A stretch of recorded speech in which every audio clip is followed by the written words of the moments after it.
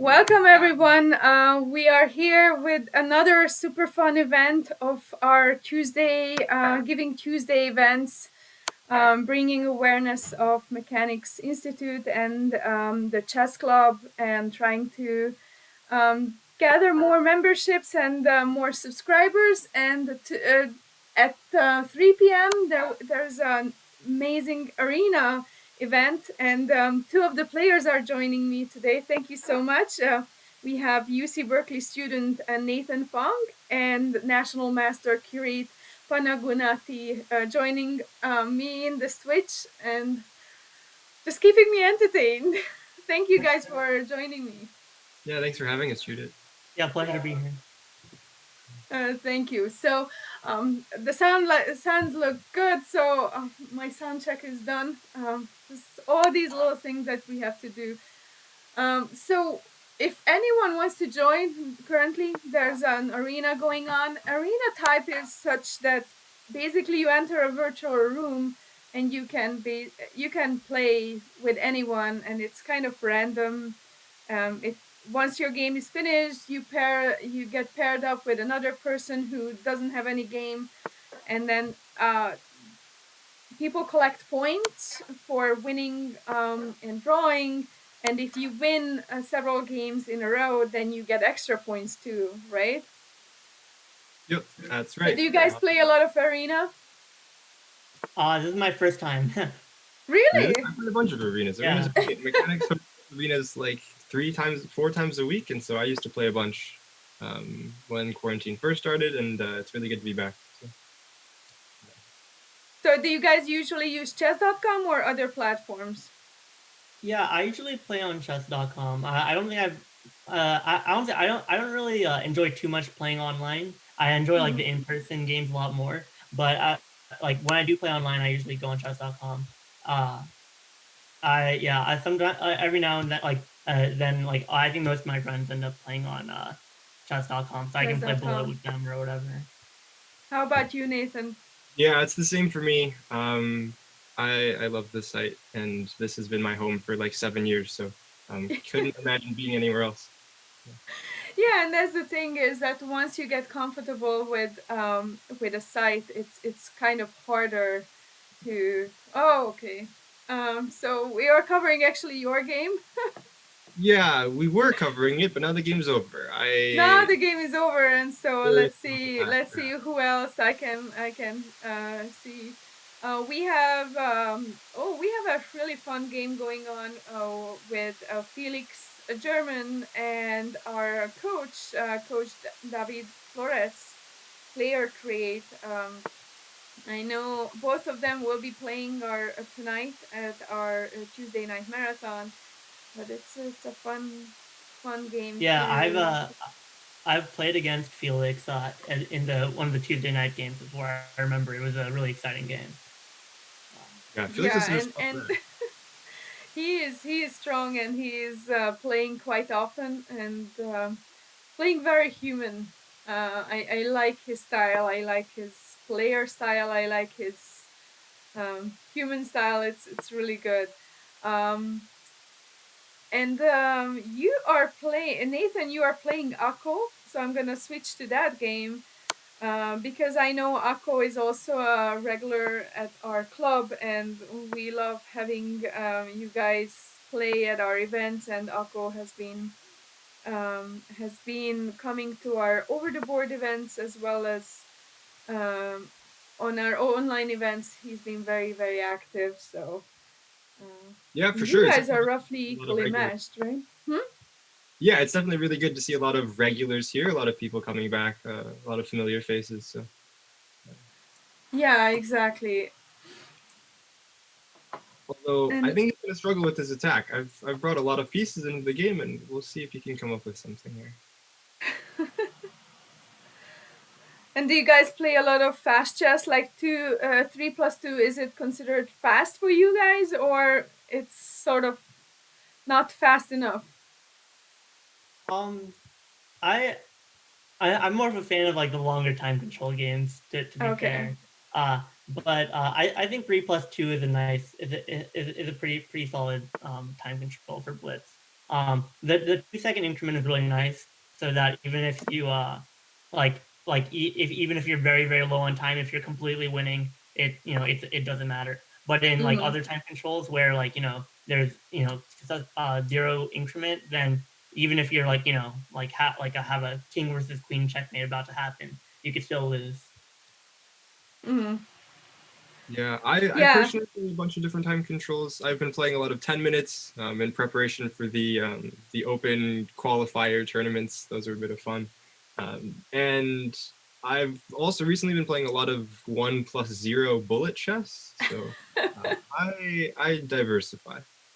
Have you ever played against Daniel Naroditsky? No, I haven't, but I would imagine that I would blink and I would be checkmated. So maybe I'm not Well, missing. I think you would not be alone. I think 99.9% of the population would do the same.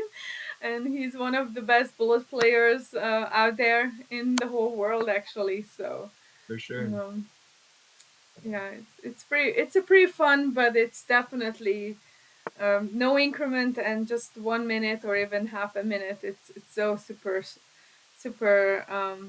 fast. I'm not sure how people do that. Yeah, this is a good time control we've chosen. The 3+2. I like it. It's a good balance of being able to get a lot of games in and play quickly, but also there's enough time to think and figure your stuff out. So I like this time control a lot. So Kareem, what's happening in your game? Are you going to promote or what's happening here? Hopefully. Soon It's enough. honestly a little bit hard to concentrate, like doing like both of these at the same time, but I think the game is going fine for me at the moment. Uh, I definitely got a little bit confused earlier. I definitely messed it up a little bit, but fortunately I think I'm just gonna win a rift now. Yeah, and you see all these players like Josiah also did these online Twitch sessions while he was playing, and Naroditsky and all these players do it all the time, and they make it seem like so easy, right? Yeah. And once you actually in it, I we tried attempted these staff arenas where Paul had his arena, Nick has his arena, and Abel and I had my. It's so impossible. Like, not that it matters too much to me, but for others too, it's actually very very hard. So. Definitely not easy. It's a lot of fun though. I used to stream back in the day, maybe 2017, Uh huh. 2018, a lot. And yeah, I totally know what you're getting at. I had an account for when I was streaming, and then an account for when I wasn't streaming, and the two ratings were very, very different. So I totally know. And I so for the probably full disclosure, probably chess.com knew that you had those two Yeah, accounts for specifically for those reasons, of course, of because course. you were streaming. Otherwise, you're not allowed to have two accounts. So Correct. for Yeah, guys, don't get the wrong idea. You shouldn't just go and play just reckless chess on one account. this is true. Um, Yeah, but but yeah. oh, we're starting to get our some of our other regulars, Sebi Master, Adradus, Young Morphe. I think Very, Kareem very is showing fun. off. I just want to point attention to the game that Yeah. he played currently on stream. Kareet, well, he knows he's on Yes. stream. He made 3 queens, which was unnecessary, but I thought my opponent actually had a really cute trick.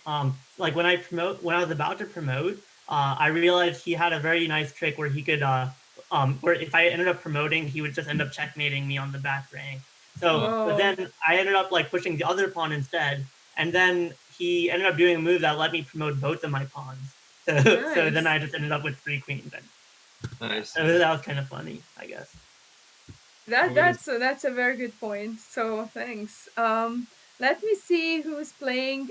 You're still playing Akko, I Nathan. So am, I'm but quickly somewhere along the checking way, that game.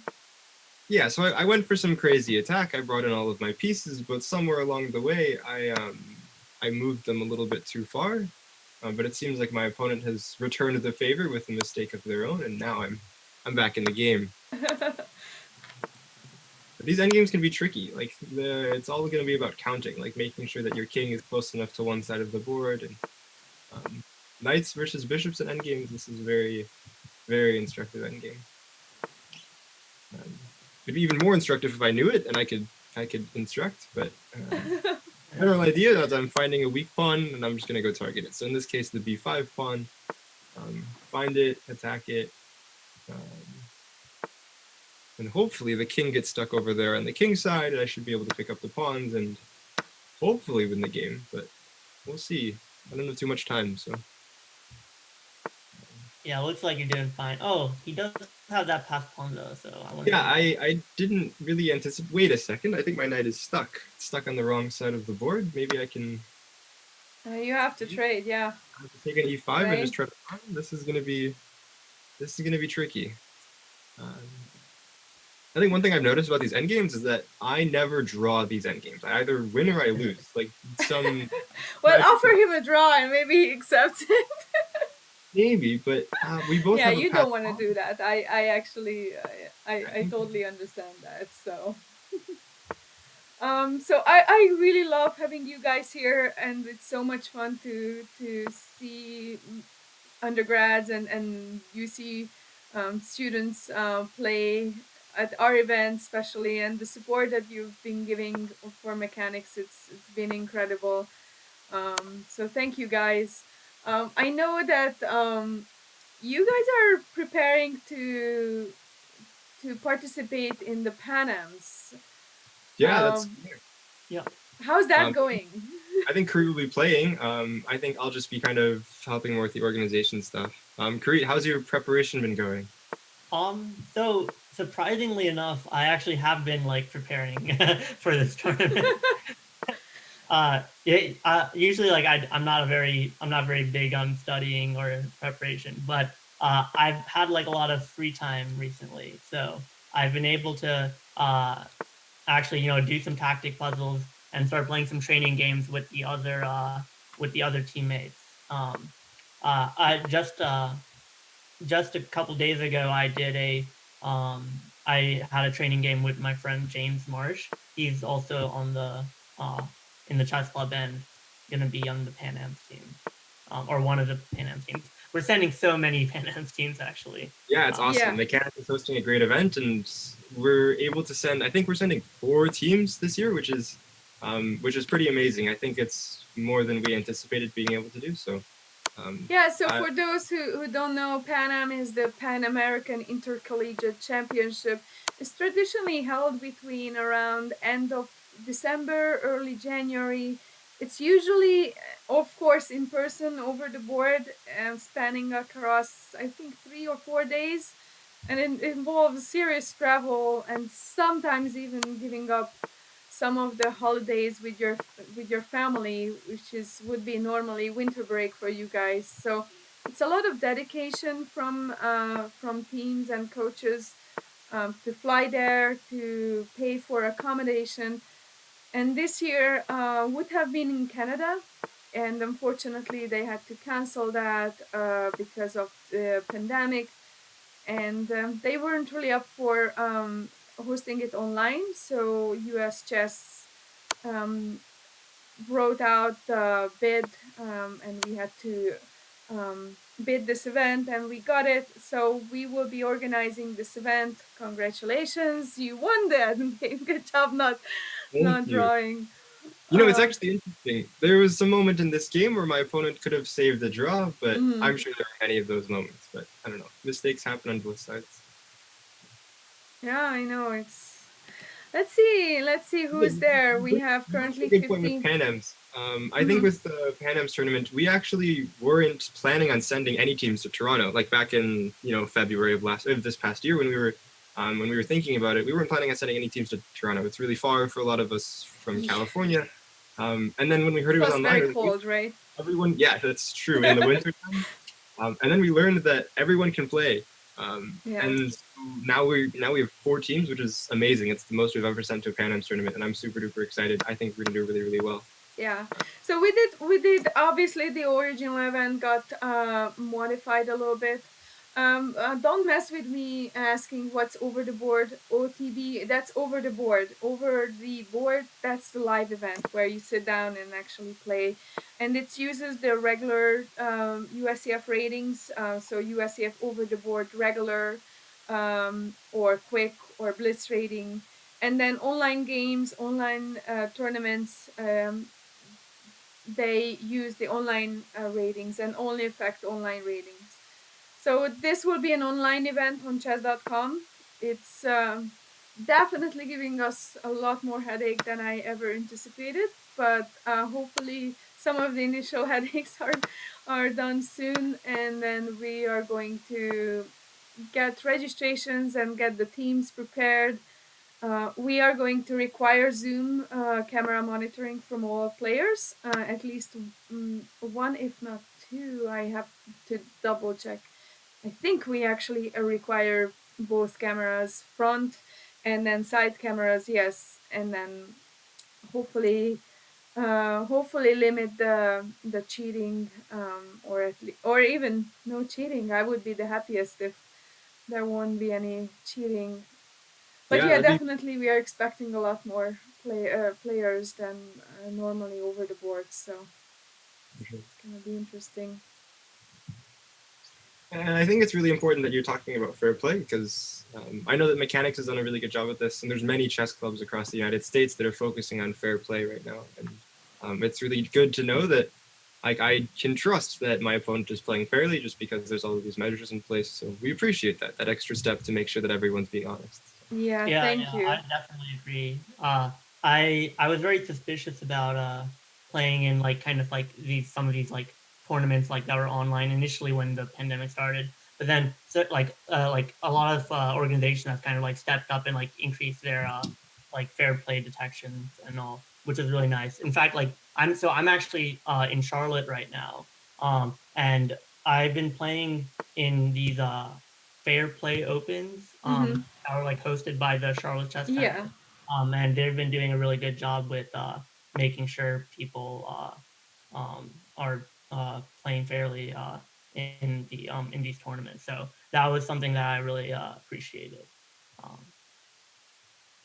Yeah, Yeah, it's really fantastic what Charlotte has been doing with that tournament, and us too. I mean, we are lucky, and oftentimes, I mean, it's public knowledge that we don't require any webcam monitoring for our Tuesday night marathons, and people are asking how we can do that, and to be honest, it's because Tuesday night marathon is such an inclusive event in terms of club players, and we welcome everyone, but we want to get to know them, and we know our players, and I was just scanning through the pre-registration list. Yeah, there are two people I don't know almost in person, but almost all the other I mean almost all the other players I know them in person, and I trust that we can trust each other in terms of they don't want to they don't want to ruin their reputation at the club, and I think that's very important. But these big events, I mean, you have to have some kind of fair play measure monitoring, webcam monitoring, and we also use Dr. Ken Regan's fair play analysis. So we are going to send each game at the end of each day, and hopefully he will be able to provide us with some insight, see if we need to pay attention closer to anyone. yeah, that definitely sounds great. Kareet, what's happening in your game? Are you I'm losing? sorry. I didn't like this for you. It's very hard to concentrate. Like what like I've never done this before. So like but like I'm not losing. I'm just not I just don't have a good position at the moment. I see. Okay. Well, I was worried about knight e3 attacking the rook and the queen at the same time. It looks like you've, for now, figured it out. But I have it all under control. Okay, I don't want to jinx it, but yeah, at the moment it's not going too well. I'm just gonna see if I can trade some pieces off, or do something. And Nathan, you're playing Jonah Bush, so taking a pressure off Kirit. I'm switching to Nathan's game. Nathan, your opponent, Please. Jonah, is also a very regular player, and I always like Jonah, having Jonah at tournaments. So thank you, Jonah, for your support throughout the years. Yeah, he had a very interesting TNM last time. I think last time, or maybe in October. was that he pulled quite a few upsets. So it was really That's fun. awesome to hear. Yeah, he's a very strong player. I'm losing right now, I think. I mean, I'm not entirely sure what the status of this endgame is, but at the very least, he has 4 pawns and I have three, and that should be enough to constitute that I'm doing so great. Although maybe now I can hold the draw. I just have to keep rooks on the board, keep my king safe, and hopefully Well, I'm okay. plus you were up on time, so Oh, I that didn't even helps. notice that. Yeah, I've just been okay. I've been kind of moving in response to whatever I Yeah, see. So, yeah. that's So that's that's a actually a very good question. Don't Mess With Me was asking you guys that as a undergrad, like I don't know which year are you guys in? I don't even know. I'm a senior, or I think we're both seniors. You're both yeah. seniors? Yep. Okay, so probably senior year it's a little bit more relaxed. Probably a lot of your credits already done. But when you were freshman and sophomore, did you have a pretty full schedule and did you feel a little bit overwhelmed with the whole new college experience, or were you able to maintain chess dedication to chess? Korea, I'll let you go first. Looks like your game just ended, so you should have plenty of time to answer. Did not. It should end. I should probably give up at this point. Okay, I will give up. Well, and I know Nathan, you drew with Jonah. So Jonah, congratulations. So yeah, I think my freshman and sophomore year were definitely two of my most like busiest years, I guess, Mm-hmm. in terms of like course load. Um, I was definitely a little bit intimidated when I guess like first came to Berkeley, like seeing like it, especially like doing like computer science. It seemed like it was going to be like a pretty difficult time.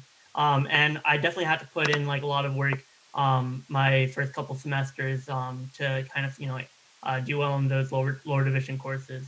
Um, Mm-hmm. and but like I guess I think and as far as chess was going, I didn't really I guess so I didn't really have that much time to play during my freshman year at all. But I did manage to kind of stay involved in the chess community a little bit. I was because I kind of I knew I guess the Bay Area was like very like a popular spot for chess, so that was definitely like something that was interesting to me. So I started teaching at the Berkeley Chess School actually. Mm-hmm. My freshman year, and that was a lot of fun actually. I really enjoy like teaching chess. Yeah. So that was one way that I was able to kind of like stay in like the chess community. And I still managed to play some tournaments actually. It Mm-hmm. just wasn't as much as I would in high school or in middle school when I was Mm-hmm. just playing every week or so. Mm-hmm. So definitely like my priorities did change a bit when I came to college as far as like I guess like focusing more on my academics. But I definitely was still able to stay involved with the chess community. And also after my freshman year, I wasn't doing anything for the summer. So I thought then I was able to actually like put all my effort into actually playing and like improving. And so that I kind of spent that entire summer like studying, and that was actually when I like got my national master title. Okay. So kind of like spending that entire summer dedicated to chess. That was a lot of fun actually. Um, but yeah. Did the fact that Berkeley had or has a decent chess team or chess club, did that ever influence your college choice, or that was an extra bonus, but you knew that Yeah, you wanted to come to California I think to that Berkeley? was definitely like an extra bonus. I think. Okay. Like I had no idea that Berkeley like would end up like having like such a strong chess team. Which yeah, so I was very pleasantly surprised by that. Mm. And but I definitely did know that I wanted to like come to California. Like I guess I wanted to like explore a little bit more. Kind of like it was a big transition coming across the coast So from. Um, you're originally from North Carolina? yeah, I'm from Yeah. Charlotte, North Carolina. Nice. I Um, used to live in North Carolina. oh yeah, For where in? we resided in Chapel Hill. My husband Oh, was working at UNC and I was working at Duke. So it Gotcha, was a gotcha. fun Yeah. family battle every time the football teams Oh and the yeah, basketball teams played definitely. against each other. But it was a fun few years. Yeah, yeah. We The loved. Triangle area with Chapel Hill and Duke and Durham It's are super. yeah, it's a very very fun place to be. Um, but yeah, so definitely enjoyed like the being able to like have such a strong chess club to kind of like play games with, study with, and go to tournaments with. I think my first tournament was when we went to the amateur team west with the with the chess club. Yes. That was so much fun. I never did like a team tournament like that before, Yeah. and I thought that was definitely very enjoyable. And I think yeah. So I at least maybe the second time I went to amateur team west, uh, our team ended up doing like really well in that section. I think we ended up winning some prize. I don't remember exactly Yeah, what it was. I sort of have a vague memory of the Berkeley team winning, and then definitely I think last year you guys won. Um, I have to look it up because Yeah, yeah, something like that. Yeah, no, my amateur team west was definitely a great tournament. yeah, Yep. yeah. Yeah, I think collegiately, like the Berkeley chess team has been doing pretty well over the past couple of years, but I think before that there wasn't too much history. So the Berkeley, like the chess club at Berkeley, wasn't very well known. I Mm-hmm. got to know the president and co-president in about the first week of school, actually, Mm-hmm. from Facebook, and that's kind of how I got plugged in. But at the time, I think our strongest players are maybe a couple NMs. I think it was Uyanga, and maybe Ada, and a couple Mm-hmm. other just local club players. Mm-hmm. Who just really loved the game, and they decided that they wanted to spend time investing in a club and making like an infrastructure for the rest of Mm-hmm. us to kind of use. And so um, now I think in Korea in my year, the class of 2021, we had Kesav 2400 IM, we had Oh yeah. Arjun 2300, we have Timu 2300, and we're all the same year. Oh And my so God, is Timur senior as well? he No. was a senior as well. Yeah, yeah, yeah. And so there was No. actually a So year. I suppose it's actually like just started with our year because Yeah, the coming years after, like so many strong people ended up joining actually. Yeah. So yeah, I guess like starting from our year on, like just like we had like just a bunch of masters come in. Like it it was was Yeah, really, and really then cool. lowercase man 22 is saying he saw that there's a GM on the team. There's actually no GMs, and at UC Berkeley, you guys have one IM, and now Josiah is IM too. What Correct. did you? Yeah. I think Timu also. Timur made IM too, I think. Yes, that's correct. Well, that's awesome. Yeah. So I think, Judah, I don't know if you remember this, but back in 2018 at the U.S. Amateur Team West, there was a team that was Kesov, Timu, Arjun, and myself. And at the Yeah. time, we were all freshmen. Hey Um, Nathan, we're Oh, okay. Okay. yeah. and I mean, I remember that Timur went to and Keshav, but same year you got they entered Berkeley. So I was like, oh my God, that's gonna be a very very strong team because I've seen them grow up and over the high school years they get better. So uh, okay, so you nailed that one too. How are you guys standing? So Nathan, you're number 5, I, and Kirit, you're number 8 with 2 points, and Nathan is 5 points. So I also just um, played more games than Crete has, so I've managed yeah, to we've a point. been. Also, Oh, I now got. you guys are playing together. Yeah. Oh, I'm playing you. I didn't even notice. So yes, you guys are playing. So yes, I mean, I quite big huge shout out to Uyanga. I think if I pronounce her name Mm-hmm. correctly, I know she has put in a lot of energy into the club, and she helped the club grew. And now I know Josiah also is helping the club. I know he has actually a 1 credit seminar, I think, that you guys can take, or anyone can take at UC Berkeley. And I don't know if it's beginner chess or more advanced chess, but it's definitely something very fun. And I was Yeah. like, I want to try that. But it'd be pretty cool. I mean, we'd love to have you. I don't know if we're running it again, but yeah, we UC Berkeley has programs called decals that allow students to teach whatever course they want. And so for the past, I want to say 3 semesters, we've been teaching the Introduction to Chess decal. Yeah, I taught it okay, a couple yes, times. that's it. Yeah, Ashrita has that's it. taught it. Devanshi has helped teach. Josiah taught most recently this past semester. And like Junior and Prob would teach back in the day. And yeah, it was just a really cool time to get people into the chess club, into the game. And honestly, these days with the the release of Queen's Gambit, wait, wait.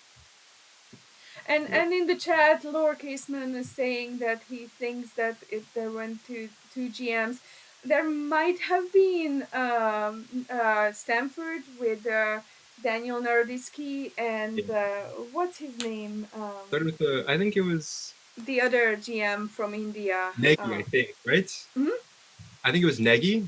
Nagy, yeah, that's it, Nagy, and then obviously Nagy, and then Christian was here. Christian never went to Stanford, and he was already graduated, but Christian was in the area too, and those were really fun years when Nagy was here, Christian was here, and obviously yeah, Wait, it's a lot of fun players, and Daniel was an undergrad, and Botez oh yeah, went So, to wait, I hate to Stanford interrupt. as well, but Did you really miss 97?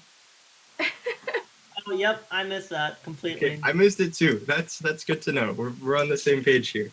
Man, I'm not just I think it's actually physically impossible to do two things at the same time. Or maybe I'm just not very good at it. Yeah, you're right. Stanford has had a really good team, and I think this year again they have a very strong team too. I think Bryce Teaglon, Emily Wen, they're both class of 2024, and so I think there's plans for a Berkeley Stanford match now that the teams are both about equal strength. I see. Well, I haven't heard from them, so as far as I know, they don't exist. So you guys might be undefeated regarding the local chess scene. Yeah. Sure. So welcome everyone, whoever's joining us right now.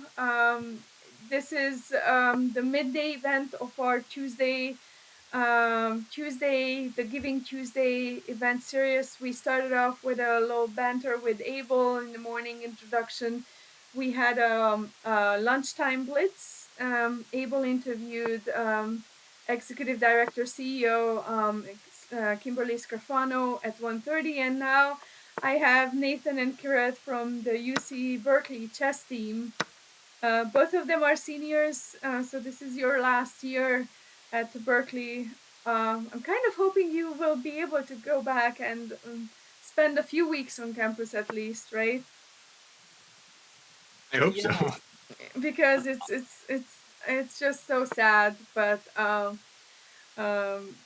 anyway, because I know, Nathan, you are in the Illinois area, Chicago area, right, currently. Yeah, so everything is remote right now, right? Yeah.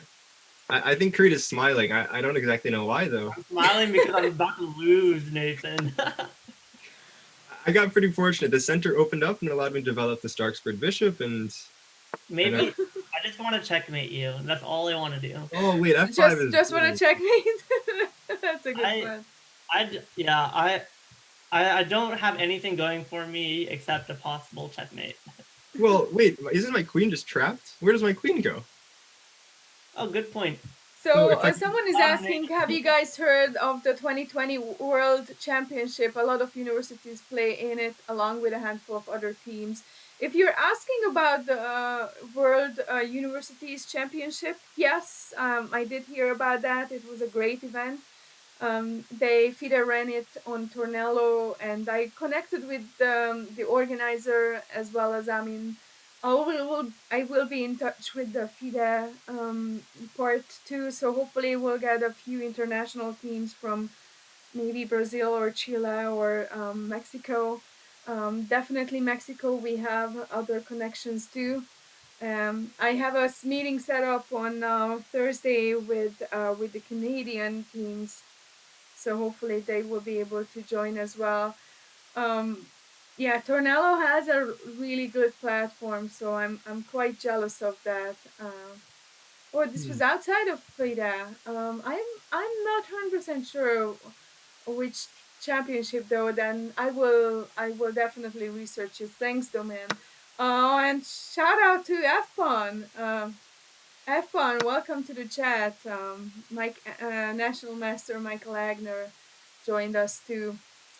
So for those who are just joining us this afternoon, waking up or finishing work or what school, we are doing 60-minute arena with featuring some of the UC Berkeley chess team players, and I have Nathan and Kirit here with me, keeping me company.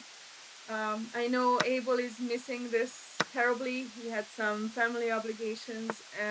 He wanted to be here so badly because he takes very big pride that he's a UC Berkeley alumni. So I know it's hard for him to stay away. So okay, Yeah, so we'd love to talk to him. So, did you just All right, good game, Kareem. That was this fun. was fun. This was Sorted through fun. the complications, found a nice resource.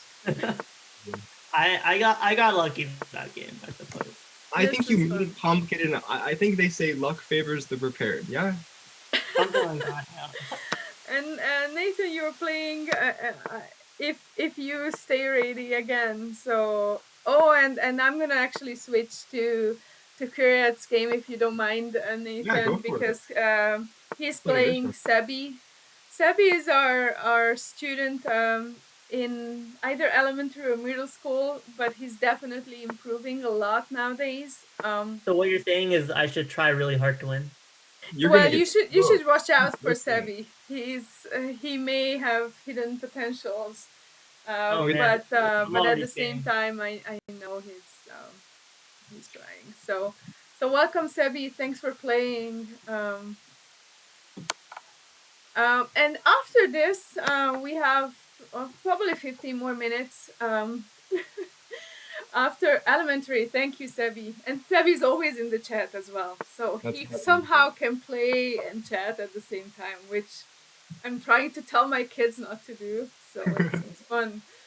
So after this, we are going to have Nick de Firmian and FIDE Master Paul Whitehead giving us a sort of a lecture, similar style that we do for our chess cafe. Chess Cafe is every Monday from 4 to 5:30.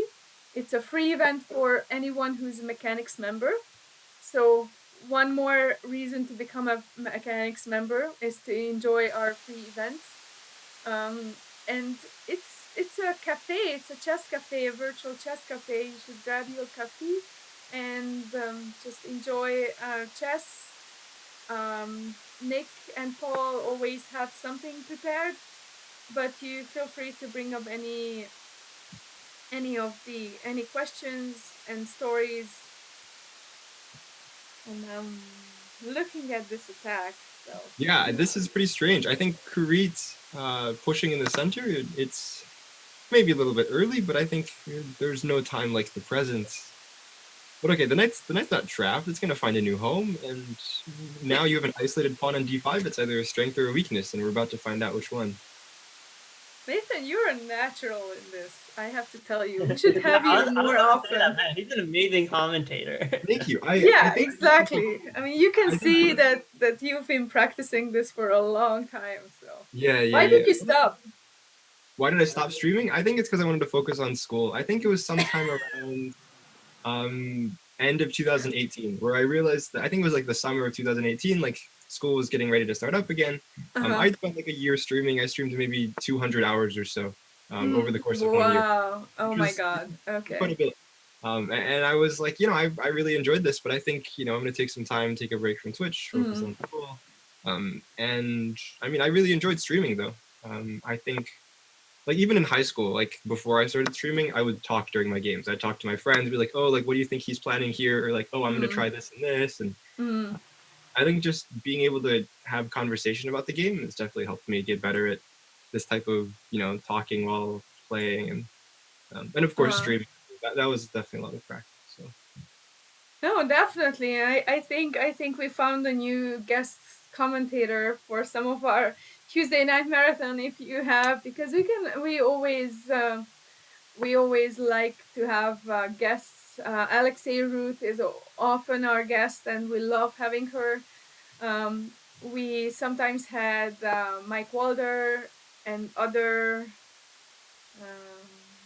other players as well. So I think that's actually, but it's a very hard talent actually. I Thank you. think. I actually wanted to play in the Tuesday night marathon this time, but I didn't think I would have enough time because, there's just a lot of other things going on, and of course the time zone difference doesn't help. But one of these days, I promise I will play in a Tuesday night marathon or a Thursday night marathon or whatever the event. All the mechanics events have always looked so interesting, but So the I Tuesday night marathon starts today, and it's mm, a game in 35+2 time control, and we play 2 games every Tuesday, and it will be an 8-round event. So if you change your mind next week, I can put you in with 2 half-point buys, or anyone else for that matter. And the Thursday, we actually chose a lot longer time control game in 60+10, I think, or maybe +5, only just +5, but mm, either way, it's a game in 60 minutes, and that really appeals a lot to our players who wants to have really long time control. And we play 1 game every Thursday, and this is the very first event, pilot event. So we had 2 in November, and then we're gonna have 3 more in December. So it will be a 5-round tournament at the end of the day when we send in for uh, for ratings. So you can still join that too with 2 half-point buys. for sure, I'll definitely consider it. I think, yeah, I think I'll definitely consider it. But yeah, the time zone, it's interesting because we still need to consider our main customers who are in the Bay Area, Oh, of course, yeah, and so we can't really start before 6 p.m. yeah. Because they do need to.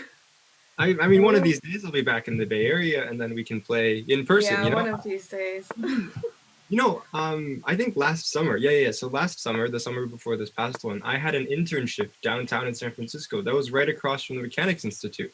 Um, Wow. there was one opportunity I had after work to stick around, and I played. Who was it? It was a simul between with Shakir Mamedyarov and Mamedov. Oh There. yes, yes, yes. August, early August. Yeah, I yeah, yeah. remember that. And that was like my first like in-person mechanics event, and I was like, wow, like this is so cool. Like I worked right Yeah, across the street. It was just a shame that I yeah, I didn't find it until so late, but I mean, yeah. I'll definitely be going to more in the future. So Yeah, that was a very special event.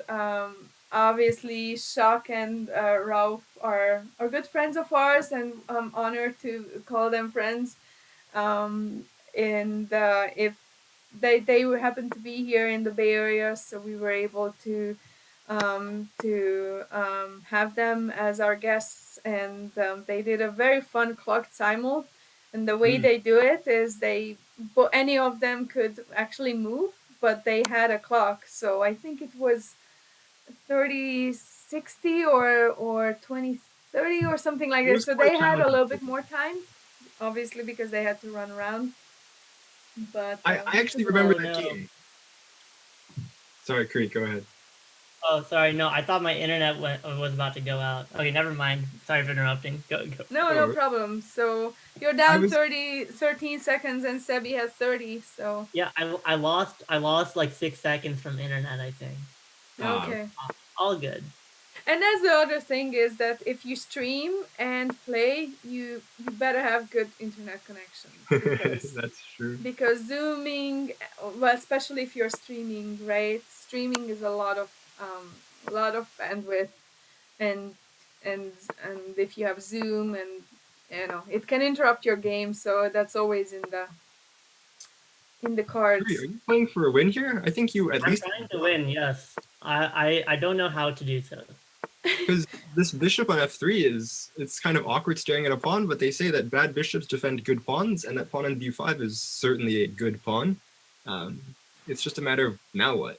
Like Okay, you, I Okay, have a very Afcon is interesting idea now. in the arena too. Oh my god, I think. Oh yeah, ah, Afcon is playing. If you stay ready, and then Felix playing Young Morphe, and yeah. Wow, this is very very fun. Oh, and you're playing Felix, I Nathan. am, yeah. I had to take a quick look and see what my record is against him. We've played 4 times already, which is really, In the arena?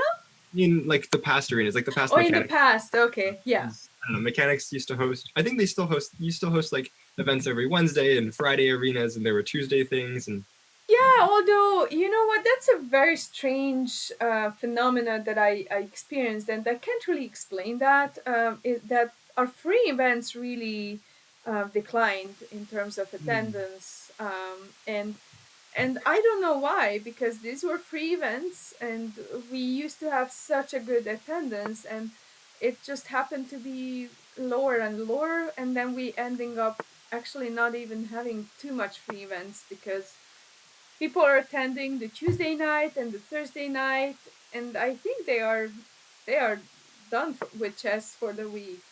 I don't know what's your thinking or explanation, but I'm not so sure. Maybe one of the reasons is because at the beginning, like chess was very novel. It was like, oh wow, yes, I suddenly have time to play more chess. And then as time goes on, like you start committing things like, oh, I need to, work more. I need to take care of family now.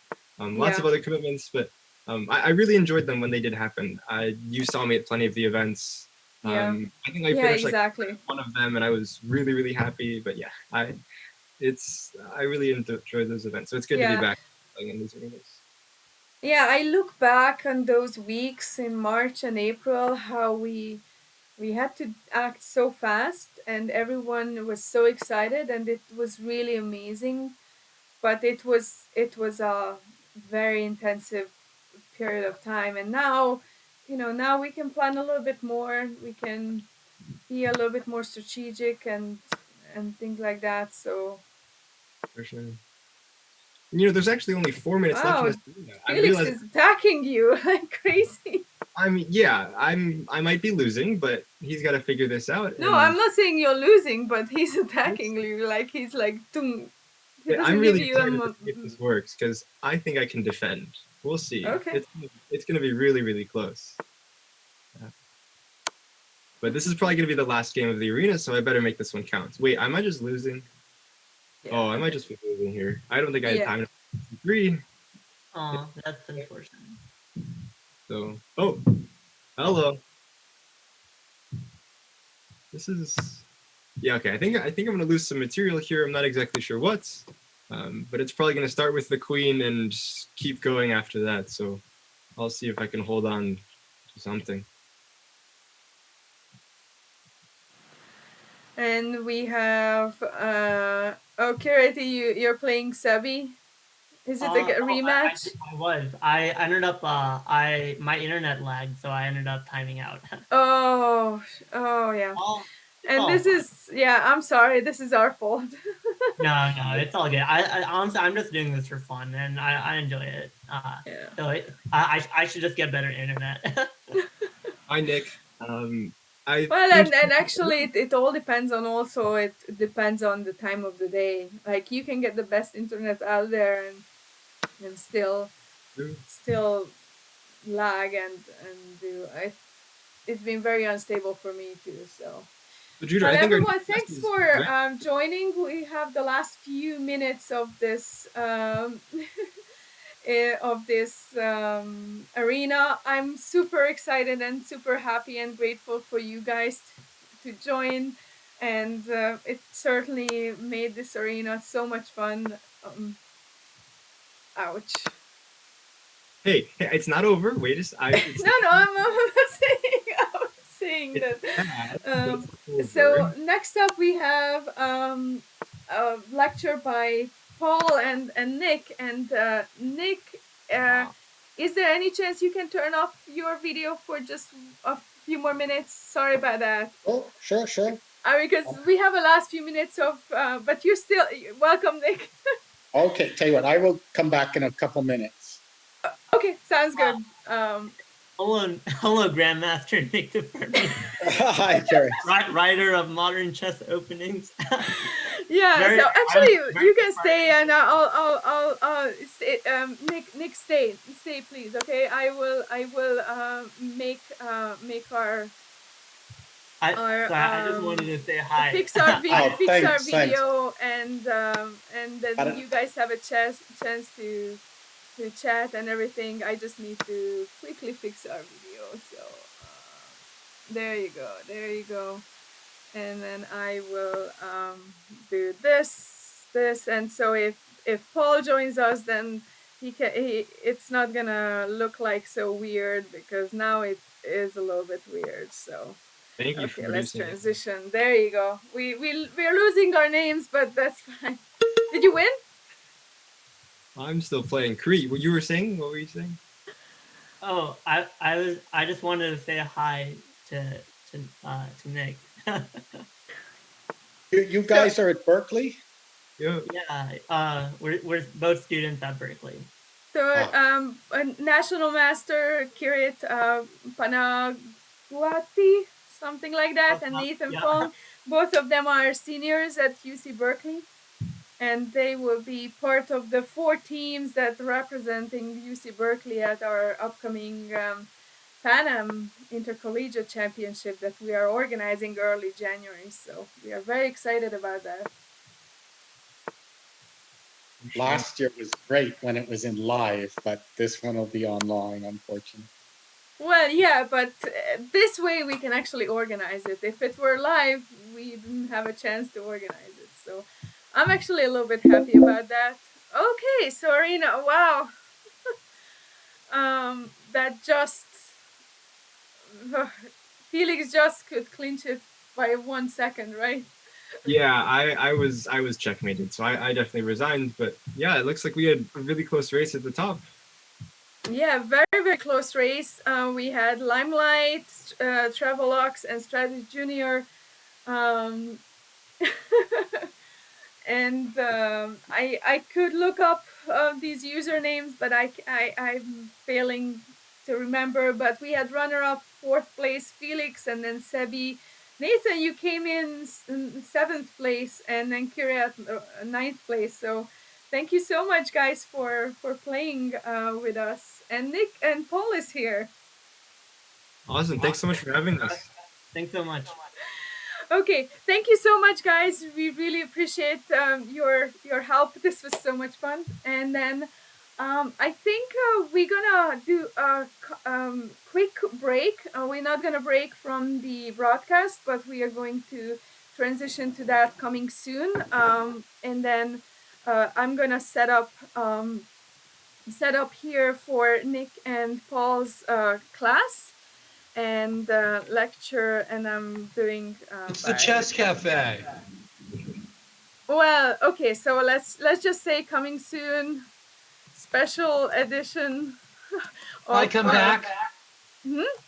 Should I just come back? No, absolutely no. So everyone, stay tuned, don't go anywhere. We'll be back in a few minutes, and then I'll just transition you guys to the coming soon, and then we'll be right back.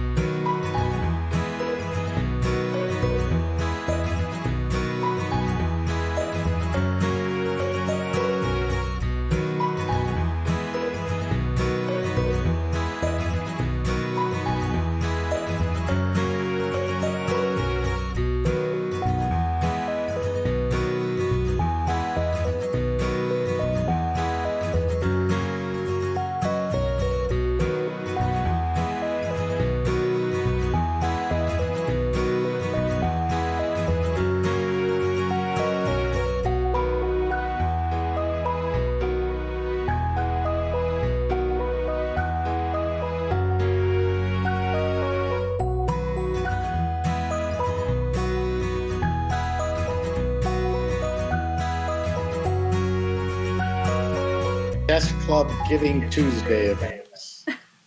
So, welcome everyone. We are back with another special event today. I have Grandmaster Nick the Firmian, our Grandmaster in residence, and joining us is FIDE Master Paul Whitehead, our amazing Paul. And they together will give us a taste of the chess cafe that we usually have on Mondays, a free event to all of our members. And here's our cafe or whatever you're drinking. Grab your mug or your glass and just enjoy the ride and enjoy the analysis that Nick and Paul is bringing you. And consider becoming a member of Mechanics, because there are so many amazing perks and benefits that you can do, including joining the Chess Cafe for free on Mondays. So welcome, guys. Thank you for joining me. Sure. I think the Chess Cafe is one of the best things now going at the Mechanics Institute, which is this freewheeling thing where a bunch of people just get together and talk about whatever, you know. It's often about chess, but sometimes it's not. And there's some regulars. We have the regulars, right, Nick? Oh yeah, Yeah. and it gives the feel of a live chess club because people are just there, relaxed. We talk about chess, we talk about things. You say what you're interested in. So yeah, it's great. Yeah, I mean that when it kind of has that feeling of we're hanging out at the Mechanics Institute, and then in the chess club looking at a problem of Tony's or something like that, and people are gathered around, and we've been joined by Elliot Winslow and Michael Walter and other people that looking at their games and looking at one of the things that's fun for me is like I get to show a lot of my old games, and that way I can boast about my old victories or bemoan my old defeats or something like that. And So thanks a lot for Not Fisher for the raid. We've been raided by 16 viewers. And for those of us who are new to Mechanics, please follow us with the button below our screen. That way you can get notifications when we go live. And this is a part of a day-long event to raise awareness of Mechanics Institute, a part of our Giving Tuesday list of events. We are doing a special edition of our Chess Cafe with Grandmaster Nick the Firmian and FIDE Master Paul Whitehead. We had a Blitz event during lunchtime, and we had a UC Berkeley chess arena with UC Berkeley chess players. And after this lecture, we will have a special arena with 8 times U.S. Women's Champion Grandmaster Irina Krush. So we are very excited about that. And not to mention, today is round number 1 and 2 of our new Tuesday night marathon. So keeping us busy today, we will definitely not need any sleeping pills tonight, hopefully. So join the club, join the Chess Cafe, and yeah. Yeah, So absolutely. what game are we looking at here? Well, all I see is E4, right? So I guess Judith, you have the controls, and this first game is the one of our typical mechanics game, but Patrick Wolf, Grandmaster, who's on the mechanics board, against Conrad Holt, our Grandmaster, and it was from, I forgot the tournament again. It was the Blitz Tournament of the Americas. It was back in August. We had exclusive events for titled players across the Americas, and I think they say here we have terrible echo, but I don't know if I can do anything about that right now. So actually, you don't have an echo on Twitch that I hear. Okay. Okay. Well, anyway, so it was the Bliss Tournament of the Americas, and Patrick and um, Patrick Conrad met Conrad. Holt. with Conrad. I think round number 3, maybe, or 4, pretty early on. So it just shows the strength of the event, right? Who won the tournament? Ooh, that's a good question. Let me look it up because I have the information out on the mechanics website. I just need to look it up. But meanwhile, I'm sorry, I'm not really able to display the names currently, so I should have practiced a little bit better, have That's all better right. setup. But yeah, so Patrick opened with e4, right? He usually does. And then So we've got how do you want me Conrad to do Holt's this? favorite E6. So do you guys want me to just go and you tell me when we should stop, or Yes, yes. You make the moves, Judith. You have the controls, and we'll tell okay? you when to pause, please. Okay, wonderful. So so e4, e6, and then d4, and then d5, and then takes, and knight f3, right? Yes. So far, a boring French exchange defense, but Patrick will, I think, on his next move, he plays c4, which gets the pawn structure going a bit. I'm not seeing the moves on my screen. Is it on everybody else's on the Twitch? I Yeah, and then the problem is that we didn't think of that there's a slight delay Okay. with the Twitch, so it's going to be a little bit harder for you to tell me when to stop. So if you know which move you want to stop and kind of talk about that position, that might be a little bit better. I'm Yeah. not sure Okay. if Those moves are in my head, so we can just go ahead. okay. So do you know what positions you want to kind of stop and see if we can talk about it? Um, uh, yes, yes. Christian Clemens has seen the moves now, probably because he lives a purer lifestyle than I do. So, because, Well, Yeah. are you on the Twitch? I'm on the Twitch. Yes. Twitch channel? Well, it's being played in front of us. Okay. Um, all right. Anyway, I'm probably just lagging, so go ahead. I know the moves of this game. Yeah. Black played D takes C4, Bishop C4, and then castles. Yes, and Yes. then Patrick Castles as well, and then Conrad moves his knight to c6, and then Patrick moves his rook to e1. Conrad pins the knight on g4. Patrick brings out his bishop from c1 to e3, right? To guard the D4 pawn. Yeah, and then Queen went to the c8 square, And and now, then can we Patrick stop there attacked. for a second? Can we Yeah, stop there for a second? So there's something about Queen C8 that just strikes me as being a little. Something may have gone wrong for Black already. I like Patrick's straightforward moves here, you know? mm-hmm.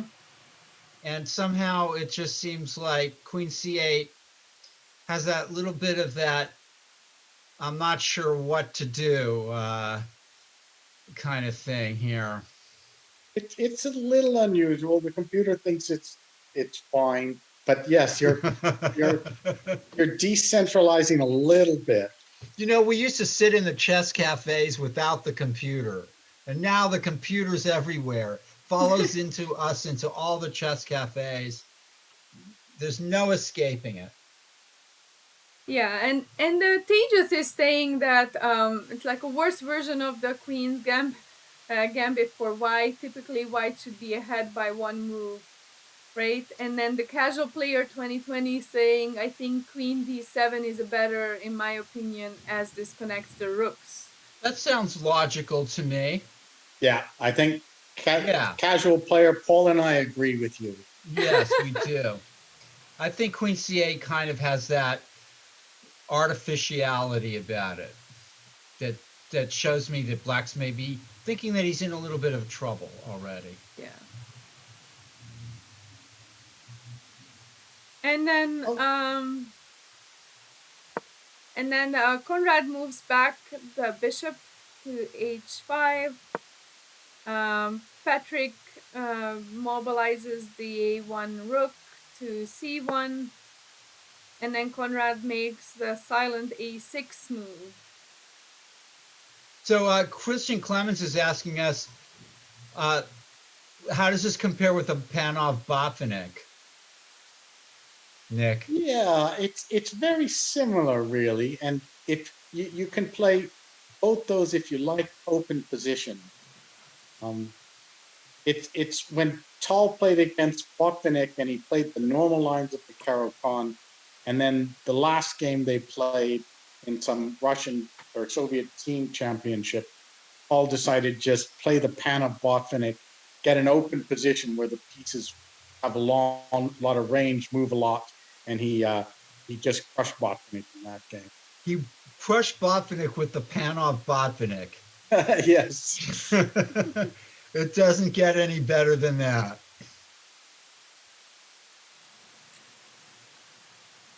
So moving forward, Patrick also moves his a pawn to a3. Then Conrad moves the rook to d8. Yeah, this is just a continuation. I mean, I like it because it's consistent with Queen C8, but it seems still to be something artificial about Black's play. It's the kind of thing I would do and then get into terrible trouble with, you know? Yeah, but Black's got almost all the pieces out. It's, still basically okay. Yeah, and then, but why rook d8? Casual player asking, giving up the e file. Yeah, exactly. I mean, e file, he had that control, but. Well, they're trying to fish in different waters. you know, if one player has the rook on the e file, the other player says that's not important. I'm going to put my rook on the d file. Yeah. And so then it's the clash of chess ideas. And then Patrick moves back his bishop to f1. That's an interesting move, huh? Yes, and then we have Conrad moving his bishop to c5, and that now if we stop, that's Conrad's first mistake. Yeah. That was his whole plan: get the queen to c8, the rook to d8, bishop to c5 to pressure that d pawn. It sounds like a title of a song. That was his first mistake, But this plan of Conrad's, it's good if it works, like anything else. It's bad if it doesn't. But the thing is that Patrick can get enough strength on the d4 with his next move by getting rid of the pin. Okay, so the next move, sorry about that, is attacking that black bishop on h5. And then I assume black bishop moves, and then Patrick moves up his bishop to g2. And then black bishop moves back to a7, right? Yeah, and White's got more control of the center now. Yes. That pawn on g4 isn't a weakness when you control the center. The white king is perfectly safe, and yeah, it's kind of a bit wrong for black now. And then he gets out of the pin, queen to b3, right? And then he moves the a rook to b8, Conrad. Is You that notice the white bishop on g2 and the queen on b3, they're sort of x-raying the pawn on b7. yeah. So It was when White had played the bishop back to f1, then he was very confident of being able to play g4 without black sacking anything on that square. Yeah.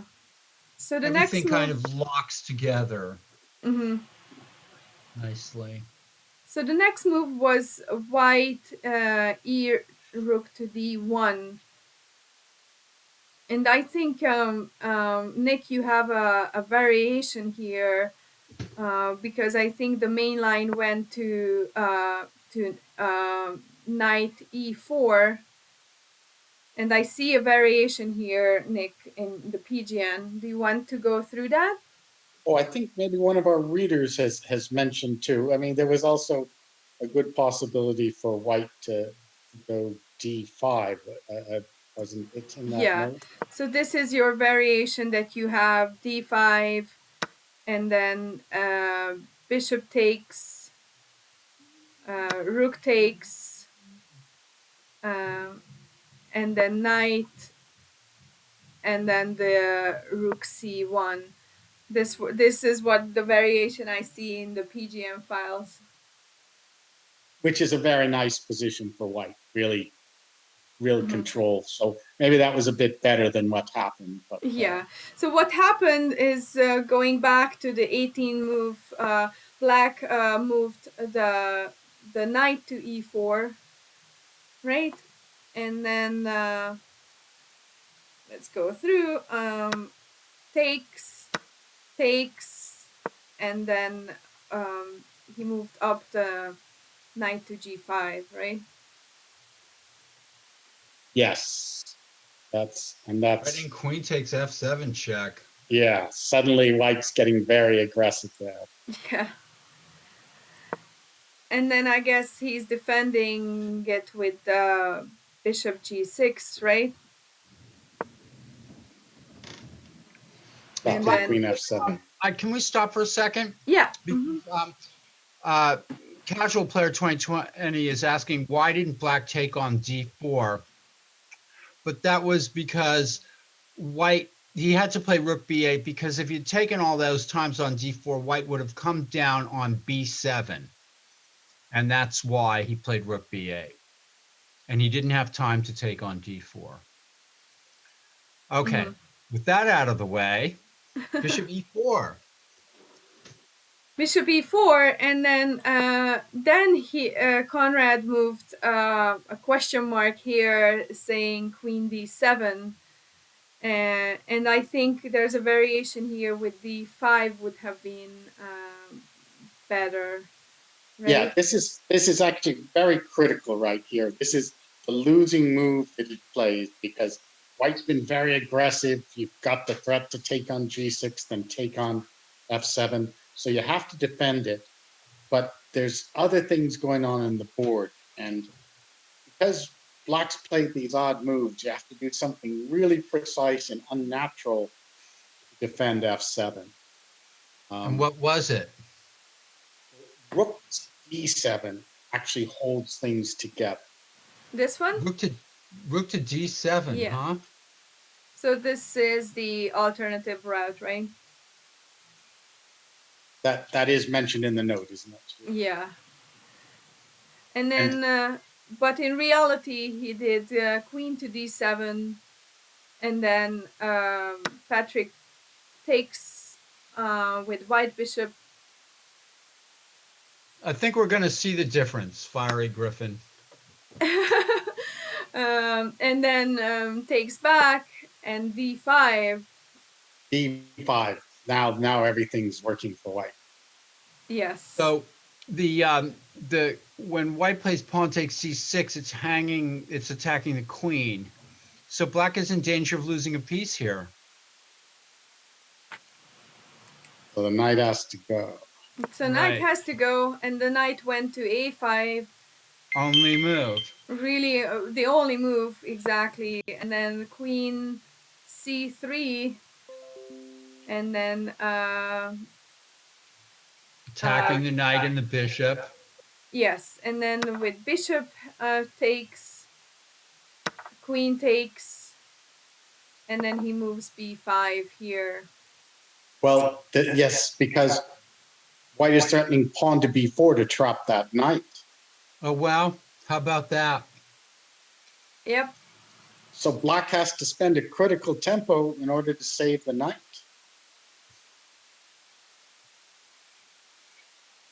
Yes, and then And what does white do with the critical tempo? White good question for our readers. White went Viewers. to g3, queen to g3. So With two mega threats. yeah, and then now the knight can come out. Well, white was threatening rook takes c7, Yes. and also the game continuing. Oh, nice move. I like this little maneuver, queen g3, h4. Yes. Not in a way, it's not that easy to see,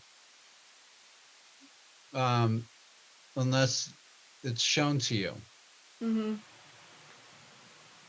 And after this, he went Conrad went to knight e5, and there was someone is in the chat asking, instead of queen takes e3, why not play f takes e3 and still keep the pressure on c7? And then he just thinks that's a little bit too risky. This looks a little more direct. This is crushing. Mm-hmm. There you go. So. Crushing is the difference. And then, so after this, knight e5. Yes, right now you're threatening to come down, queen checks and rook. Exactly, goes to f8, queen checks again, queen goes to e7, and then... This is what happens when you play the French defense, everybody. And then I think at this point, Conrad resigned, right? Yes, the knight on e5 is attacked, rook e1 is coming, and also after rook e1, that knight will be pinned, so f7 will go. At this point, it's a complete wipeout. Yeah, so were you surprised by this game? What was the most surprising move, do you think?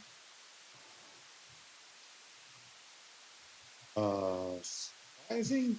Maybe pawn to e6. The black's first move was very surprising.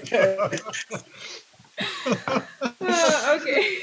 Okay, now the casual player is disagreeing with you, Paul. The casual player is very Nick, that was a great comment.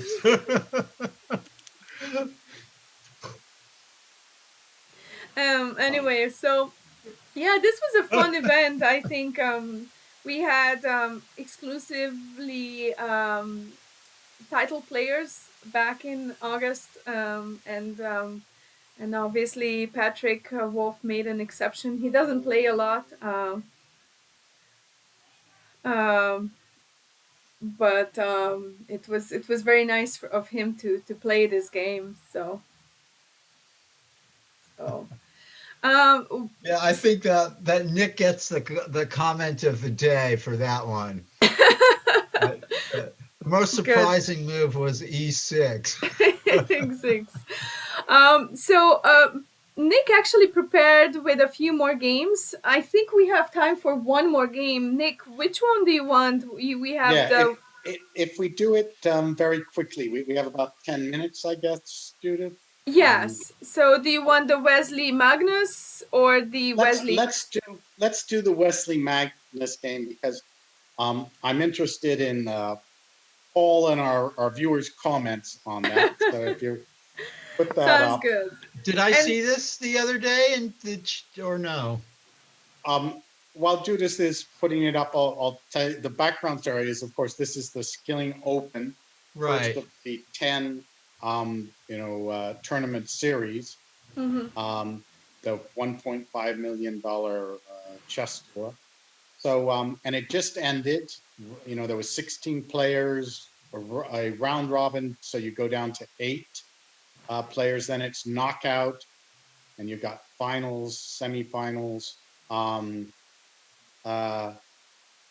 Okay, so we'll see this, but Wesley So has been on a tear this year. He's just been fabulous, winning the U.S. Championship. He won the World Fisher Random Championship, beating none other than Magnus. And here he beat Magnus in the final of this tournament. But Magnus does have an excuse, which asking you all about. Magnus turned 30 years old. Over the hill. Yes. I mean, just the last few days, 30 years old. I played him in the Norwegian mountains when he was, a kid, a teenager and stuff. And now he's 30, which, that's, and so he was having his birthday, which some players cannot play on their birthday. They just, they have trouble with that. And I think Magnus is one of those players, right? Well, he wins just about all the time with any adversary, and Wesley just played really well. But this is an excuse if you're looking. Yeah, but it was a very exclusive, fun event, and if you are following Magnus on Facebook or anywhere else, you could see that he really put together an amazing event, and it was really enjoyable watching the players and the commentators. So you picked the Wesley Magnus game that was played on my mother's birthday, actually. Wow. So it was played 3 days ago or 2 days ago, and Wesley opened with e4, and then Magnus replied with c5. Is that a better reply? Well, in general, Magnus's go-to opening is the Sicilian, what he plays in this game, the Sveshnikov Sicilian, which is, yes, a very good opening. I can't even make a joke about it. Yeah, so let's go through the first few moves if you guys are okay. So the knights come out, and then b4, c takes, knight takes, and then the other knight comes out, and another knight comes out, and then e5, knight goes away, goes up to b5, and then d6, and knight d5. Oh, knight d5, okay. Knight takes, and then pawn takes, and then a knight goes back. Do you guys want to pause here and that's the usual move. This is all theory so far. You can also play knight to e7, I think, right? Yes, but this is the most usual move. Okay. Okay, sounds good. I'm learning something new. So, so queen comes out to f3, a6, and the knight has to go, or not. Yes, very good. And here is very good, Judith. This is where Wesley starts to play, very aggressively, and now, is this theory? I haven't seen this queen a3, but I am a little behind on this line of the Sveshnikov. I mean, in the match with Caruana was playing like a4, and somehow the white queen was ending up on the queen side in that variation as well, right? Sort of. But this, I think Magnus did very well in all those games in the World Championship match with Caruana. But queen a3, this is remarkable. Queen f3 and queen a3. Okay, Fiery Griffith, who is a Sveshnikov player, says he's never seen queen to f3. So this idea looks new of Wesley's, and he actually gets a good game. Okay, so let's go. Strange. Yeah, so let's see what Magnus does. He goes up to b6, and then white bishop to g5. Very good move. Very good move. and then Yeah, he go. you can't take it because of knight to c7 check, winning the rook. Yes, and then he Magnus gets the bishop out. E7, but to Fiery Griffin, who is theoretical, I think maybe f6 is a better move than Magnus's bishop e7. Yeah, and this was your in your notes. This was an alternative route. So you like this better? Just for the theoretical players. Mm. But we can go quickly to where the action is. Okay, so the so bishop takes, king takes. Sorry about that. Has And to then take with Wesley the king. castles. Magnus Well, gets this is so great. I mean, this is what you want when you're to catch the world champion in a prepared line like this. Yeah. Amazing. Yeah. What, F4 now? No, the knight's hanging at B5. Yeah, so he moves the knight to c3, and then Magnus gets his knight out to d7. Wesley f4, Magnus queen c7, and then you can't take that pawn on f4 because of rook to e1 check. Yeah, and this is what you have in your notes. If you take, then you check, you go back, and then queen checks again, and right. Then white is clear advantage. So I'm guessing probably Magnus saw this, right? So he moved queen to c7, and then Wesley did that, takes back with knight, and then white queen goes to b4. Oh, nice move again. Do you want to go back and see if this move? No, it's just it's a nice looking move. It brings the queen back into the game, and along the fourth rank. I like it. Yeah, and then so Magnus plays h5. Wesley goes bishop e2, king goes to f8, and then rook h1 to f1. Activate that rook a little bit. He Magnus gets his rook, and then white rook f5, h4 pushes that h pawn. Why does he pushes that pawn? I mean, it was attacked. Okay. The bishop and the rook.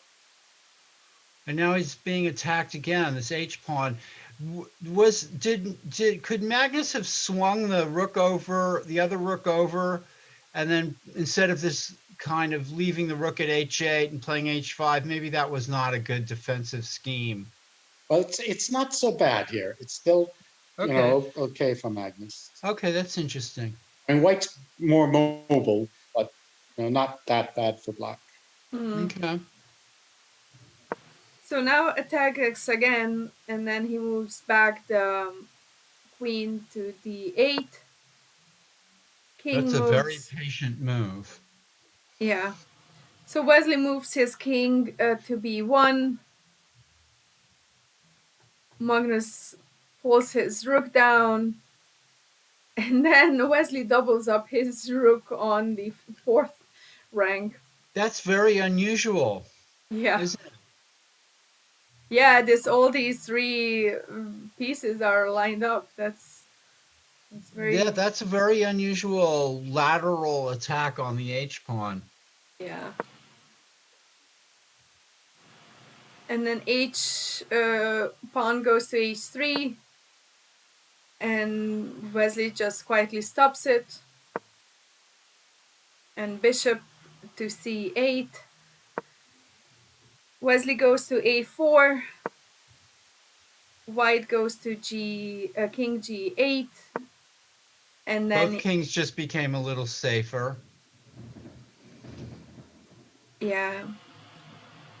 And then the white pushes the d rook to e4, and then queen again to c7. And then white moved to rook to h4. And I have another alternative route here that let's go direct to the action. I think the time is. Yeah. Okay, Let's just sounds keep good. going. So a6 and queen d4, rook takes, and bishop f5. And that's like the mistake, one of the two bad mistakes. If you could go queen c5 or something, try to trade the queens. It's a game. Huh. Yeah. Okay. But, Yeah, exactly. And then rook takes, queen goes up to c8, and then queen takes, and then this is another mistake, right? What move was played now? Knight g4. Black has just played knight g4. Knight And g4. it looks great. It looks great attacking that h pawn. If you take on h2, you're only 2 steps from queening. Right. So it looks really good, but this is where it's all wrong. And, Just bishop a6, right? Yeah, bishop a6, rooks checks, kings goes to a2, Oh. queen e7, and then rook takes, and then knight goes to e3. Okay, then- sorry. It was rook checks, king to e7, and then what move for black? King a2, queen e8. The king went to a2 after rook e1 check, and then the black queen went to e8. Okay. So which means the bishop on f5 is undefended. Right. White took it, and then black played knight e3. So the question is, why not to play queen to d7 defending the bishop? And back one more move. yeah, this is the key. That Back it up. The knight move. But put the rook back at h5 and the bishop back at f5. Sounds good. And then why didn't black play queen d7 instead of queen e8? And that's what Nick is asking. Yeah, so here's the variation that Nick has. Queen d7, and then all right, you have... I'm going to try to figure it out. Okay, so I shouldn't yeah. No, that's okay. No, it's all right. Yeah, it's this position to win the world championship. And wait a minute, the bishop though is back at so it's bishop b5. Is that the move? Judith already put it on the board. So this is a theoretical line or alternative line that Nick had in his PGN.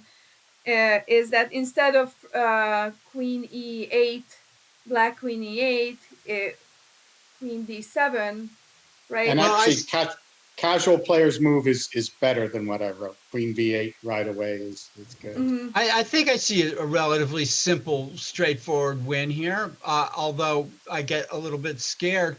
What about rook takes f5 anyway? Yes. Yeah. And then queen takes f5. Black queen takes f5, and then queen d8 check. King h7. And then bishop to d3. Winning the queen. Right. And the only thing is, can you scare me with that h pawn? It doesn't look like it. No, the queen is too powerful. Yeah, bishop to d3 here, Judith. Winning the queen. But it was this combination that made Wesley win the piece. And was there time pressure involved? It was, yeah. This is fast chess, so right. Yeah, I don't see the I don't see the times here in the PGNs. I don't think it is there, but so how can he get out of this one? He can't. Nothing, right? You can't. Yeah. So let's go back to the game after black played knight e3. So So black queen went to e8, and then Right. rook takes and knight e3, and then Wesley played yeah, bishop to e5. Wesley, Wesley just is out calculating Magnus. I've Yeah. seen this a couple of times in the last two games that you showed me, Nick. He's Yeah. just He's been very impressive. he's just his calculations have been cleaner and more and he's been more on the ball. Yeah, and then basically Magnus moved his queen, but I think after that he resigned, right? Yeah, he was a piece down for nothing. Yeah. And So plus he's getting killed after queen b8, king h7, rook h5, and then queen h8 or something like that. yeah, and then casual players saying that these top level super GMs are great using initiative and then sacking the entire kitchen sink. Yeah, I like your phrasing. It is very very cool to see this attacking chess. So Welcome to the Chess Cafe, everybody. yeah. But it's time for us to say goodnight. Yeah, thank you so much, Nick and Paul, for joining. Hopefully, everyone liked the little teaser of our chess cafe. At our normal Monday, it's a lot more casual and a lot more interactive. I A think lot more because people. a lot more people, as well as it's more easier. You guys can control the board, which is sort of essential when it comes to I think you did analysis. a great job, Judith. And so, thank you everyone for joining us. This is a series of events today with our Giving Tuesday special day. Please consider supporting Mechanics Institute. We can use every one of your support. You can support Mechanics by becoming a member of the Mechanics Institute, which includes library membership, free events, and some free chess events or discounted prizes at tournaments or classes. And you can also donate us. You can find the donate button right below our Twitch page, as well as you can go online and our mechanics website. You can use the donation link there.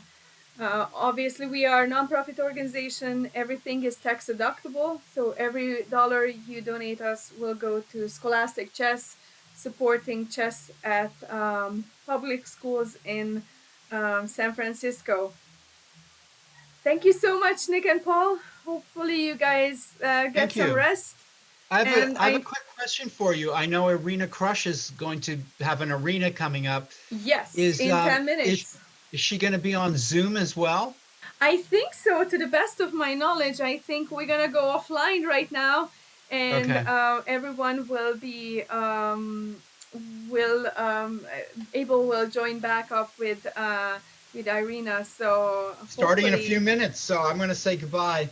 yeah. So I think I need to stop the stream because he takes over the hosting. I Yeah. don't know how I can do that. So unfortunately, everyone will have to say goodbye. But make sure to follow Mechanics Chess, and you will get a notification as soon as we go online. And and then join us. Nick will have his arena. I think maybe Thursday or maybe next Thursday. I don't know. Thursday at 5. Yeah, so Nick has the arena on Thursday, and then obviously Irina will have the arena 5 minutes. So hopefully you guys can play her. And then Paul, you are back with able to commentate on the Tuesday night marathon, right? Coming up at 6:30. Yeah, no rest for the weary. That's right.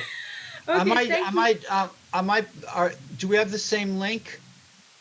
I have to ask Abel. I don't Okay, know. okay, So cuz I'll need a link to join up for the yeah, TNM. I think he will send it to you. And Okay. also maybe to join uh, the Crush thing. I said I might join Yeah, for a little that sounds while. good. I'll Okay. have him text you. Okay. All right. Bye, Okay. everybody. Thank you, Bye. everyone. Thank you for your support, and have a good night. And see you back soon in a few minutes. Bye.